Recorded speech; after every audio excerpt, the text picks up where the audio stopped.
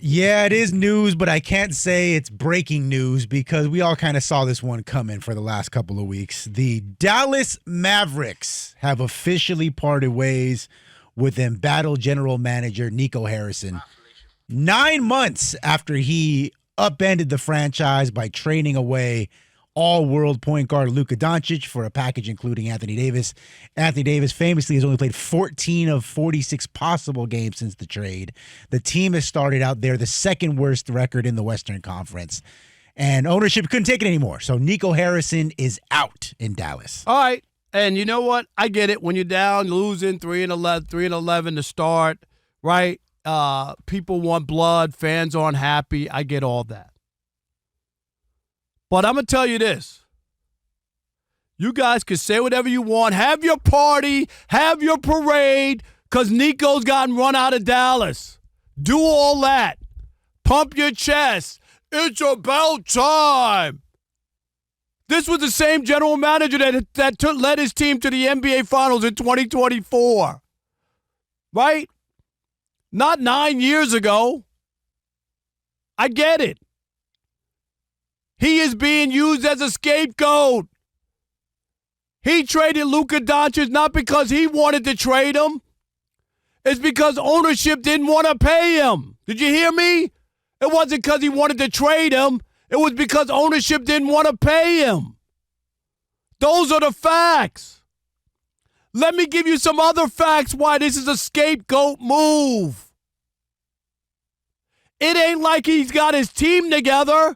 The one that he put together, if he had that team together and they were 3-11, by all means. AD's hurt. Kyrie's hurt.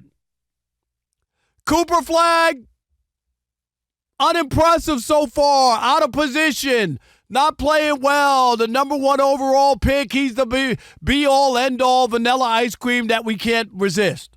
No. None of it has worked out. But they aren't bad because they're healthy and they're all together and they just haven't played well. None of that is the case. And if you're going to do that, Jason Kidd should be on a rail on his way out as well. Oh, wait a minute.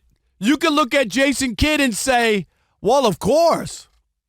Because, the team's not healthy, so Jason Kidd doesn't have to go anywhere. Is that how it works?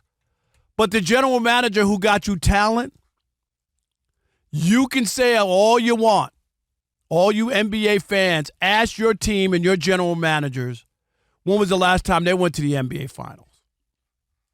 I'll wait, because it's been a long time.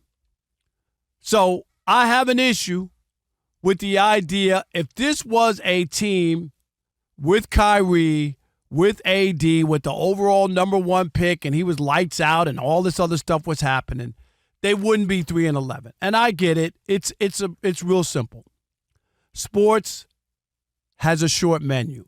Fans look at 3-11. They're not happy. You got to do something. You just gave Jason Kidd a new contract, didn't you? So, of course, Nico is going to be the fall guy. Man, ain't nobody trying to hear nothing you talking about right now. Because none of this is new, Rob.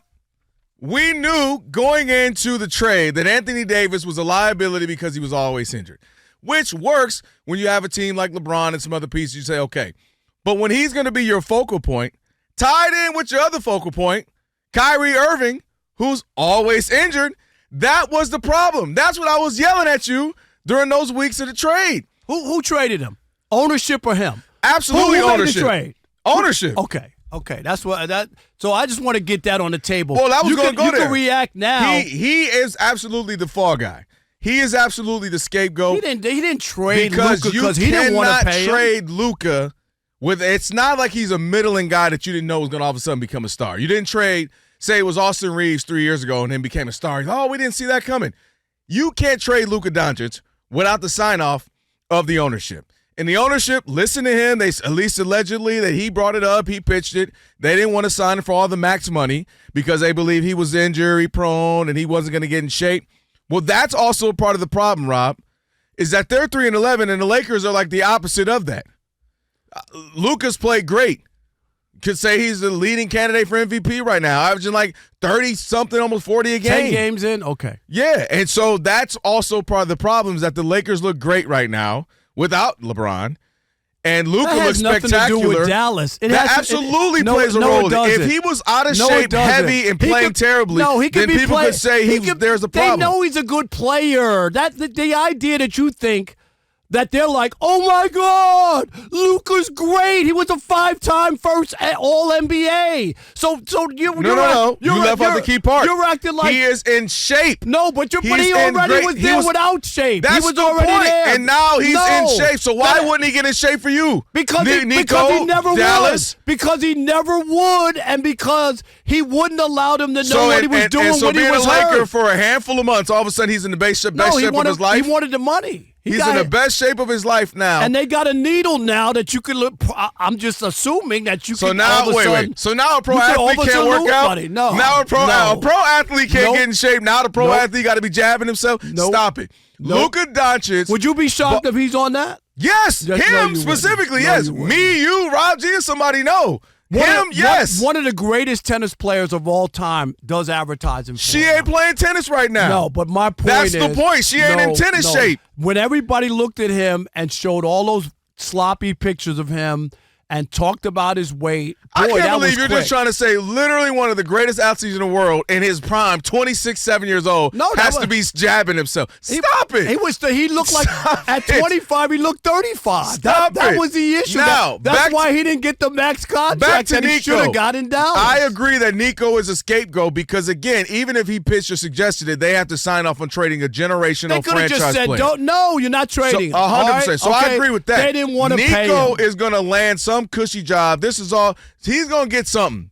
The NBA, the Dallas, look, just go away so we can make this thing a thing, and you're going to be part of the Olympic basketball committee team or some cushy job up in New York or Sarasota or wherever they are, and you'll come get some job there. I don't know where they at. Where's the headquarters? Saucus? Somewhere, wherever the headquarters of the NBA is. It's in Manhattan, but the TV deal is in Secaucus. Yeah, Secaucus. That's what I'm talking about. TV entertainment. He gonna be up in Secaucus somewhere. The office is in Manhattan. Yeah. But back to this, to me was so inevitable, and I didn't expect him necessarily to be 3-11. But the point is, my whole point, honestly, Rob, was Kyrie is in his mid-30s and often injured. A spectacular player, but always injured. You traded him, but you knew he was injured. Did the Lakers win a championship with Anthony Davis? Yeah. Okay.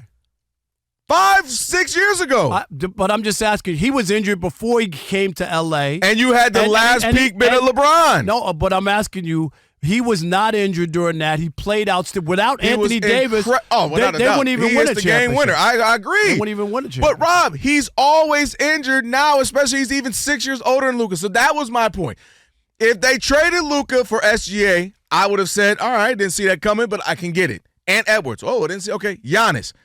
Jokic. It's that they traded him for 6 years older than injury to pair with another injury guy and to pair with a 72-year-old Klay Thompson. None of it made sense from the jump. That was always my issue, was that if you felt he needed to go, you didn't get the best for him. You didn't get even Austin Reeves where you say, at least we got AD and Austin Reeves, we got something going. They didn't get anything. And then you brought up Jay Kidd and the idea that Jason Kidd would say, well, I think Cooper Flag should be a point guard. Jason Kidd, are you kidding me? You're one of the greatest point guards ever. You know what a point guard looks like. Cooper Flag is not going to be a point guard. Get a rebound and go every now and again? Sure. But a point guard, so this just looks bad. I knew I was never in on this. Look at that front court. They had the best front court. Who's giving the ball to the front court people? It's easy to say that when people are injured. I said it beforehand, and you see it next to me. All I'm saying is this was never put together or never got a chance. It's like the Brooklyn thing. You could say whatever, it didn't work. Yeah, of course, because they played a total of 16 games together. I'll give you that because you had COVID and weirdness going on. Yeah, I can concede that. The idea of it isn't like it was the worst thing in the world. And even without two of the three players, KD's foot on the line almost got them to the Eastern Conference Final. Like he made the shot, and then, oh, wait a minute, his foot's on the line. Like, that's how close it was without Kyrie and with an injured James Harden. It was incredible. But this anyway, ain't that though, my man. point How is, y'all didn't see like this? He's the scapegoat, and you could go all you want. Cooper Flag hasn't been as advertised, and is playing out of position. Klay is done, and Klay is done. We knew that when he signed there. Right. And then you got the other two guys who were supposed to be a part of this who were hurt. So when you start out 3-11, you people don't want think blood. They're always hurt. They didn't go. You don't think? But they didn't go to the finals. That wasn't 10 years ago. That's But you're right. It was 2023 when they went to the finals. Oh, I'm talking about the Mavericks. You got rid of the guy that dragged you to the Western Conference Finals, then the finals. Where did the Lakers go when they got that guy last year? Where'd they go? He just got there. No. What does that have to do with it? He went to the He finals just the year got before. there. What happened last year? Let him get a whole Yeah, season. okay. Yeah, okay. Let him get a whole season. Yeah, I figured you would forget about that last year when everybody told me, including you. Let him get a whole season. Who would you take over LeBron Let's get him and in Luka? shape. Who would you take over LeBron and Luka? Okay. Luke, I'll tell you who. Luka and Austin Reeves. Yeah, okay. All right, we're talking about Nico Harrison.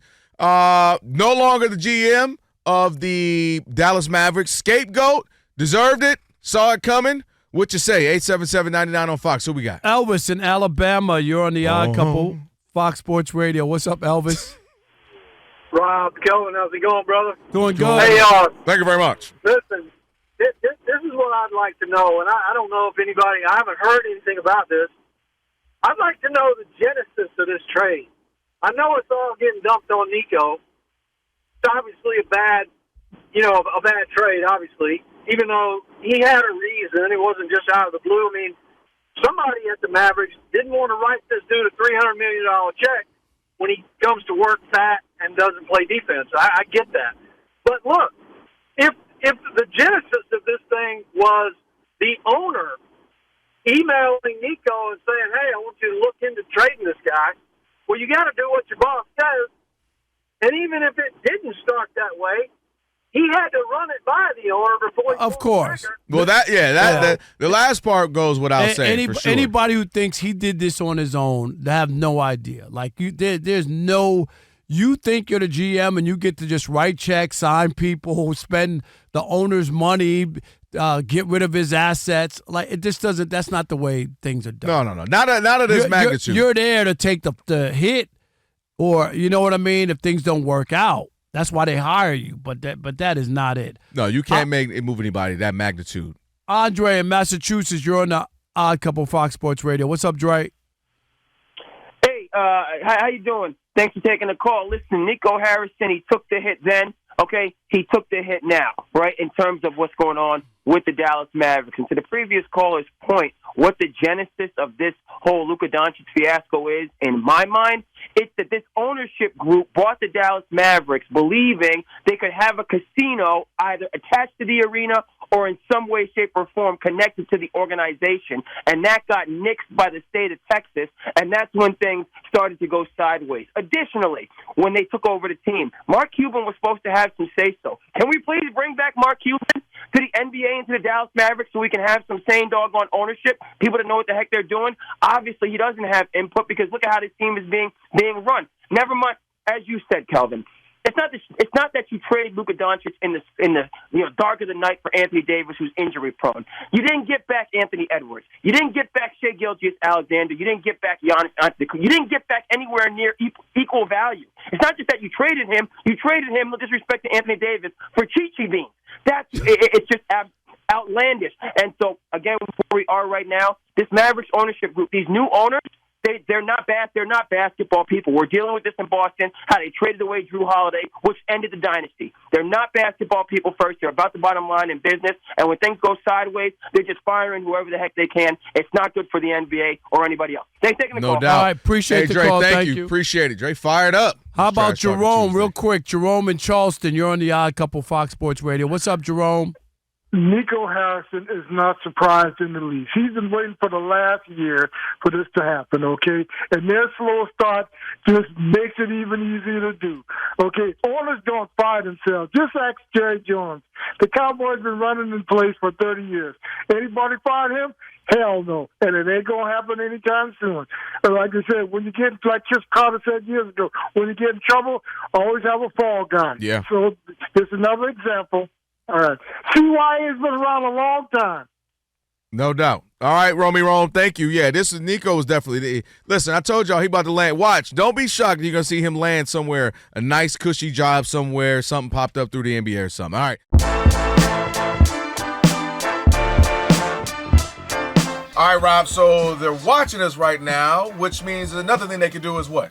They can subscribe. All you got to do is hit that button, subscribe to The Odd Couple for some of the best sports talk content in the nation. Facts, and while you're at it, they can like, they can comment, they can share. Do all that for us. We appreciate it. Just do all that right up in here.